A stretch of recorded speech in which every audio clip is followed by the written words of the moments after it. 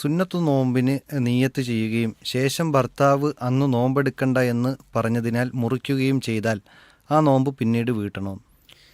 ഇത് ഒരു പണ്ഡിതന്മാർക്കിടയിലുള്ള അഭിപ്രായം വ്യത്യാസമുള്ള ഒരു കാര്യമാണ്. കാരണം വിശുദ്ധ ഖുർആനിലെ ഒരു ആയത്തുണ്ടല്ലോ, ലാ തുബ്തിലു അഅമാലക്കും, നിങ്ങൾ നിങ്ങളുടെ അമലുകൾ ബാത്തിലാക്കി കളയരുത്. അതുകൊണ്ടൊരു നോമ്പെടുത്ത് കഴിഞ്ഞിട്ടുണ്ടെങ്കിൽ അത് പൂർത്തിയാക്കണം, നിസ്കാരം തുടങ്ങിക്കഴിഞ്ഞിട്ടുണ്ടെങ്കിൽ അത് പൂർത്തിയാക്കണം എന്ന അഭിപ്രായമുള്ള പണ്ഡിതന്മാരുണ്ട്.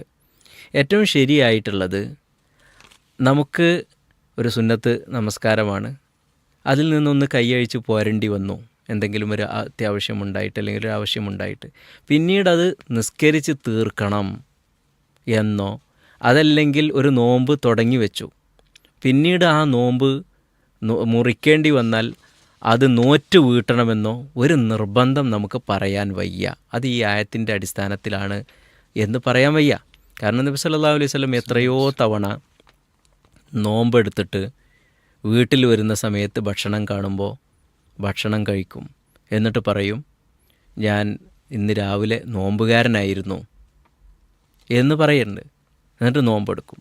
ചിലപ്പോൾ വീട്ടിലേക്ക് സുബഹി നിസ്കാരം കഴിഞ്ഞുകൊണ്ട് നബി സല്ലല്ലാഹു അലൈഹി വസല്ലം കുറേ സമയം പള്ളിയിലിരിക്കും. അത് കഴിഞ്ഞിട്ട് വീട്ടിലേക്ക് വരും. എന്തെങ്കിലും കഴിക്കാനുണ്ടോ, ഭക്ഷണം വല്ലതുണ്ടോ എന്ന് ചോദിക്കും. ഒന്നുമില്ല എന്ന് പറയുമ്പോൾ എന്നാൽ ഇന്ന് നോമ്പാക്കാം. അപ്പോൾ സുബഹി കഴിഞ്ഞിട്ടാണ്. സുന്നത്ത് നമസ്കാരത്തിൻ്റെ കാര്യത്തിൽ അങ്ങനെയൊക്കെ ഇളവുകളുണ്ട്. സുന്നത്ത് നോമ്പുകളുടെ കാര്യത്തിൽ അങ്ങനെയൊക്കെ ഇളവുകൾ നമുക്കുണ്ട്.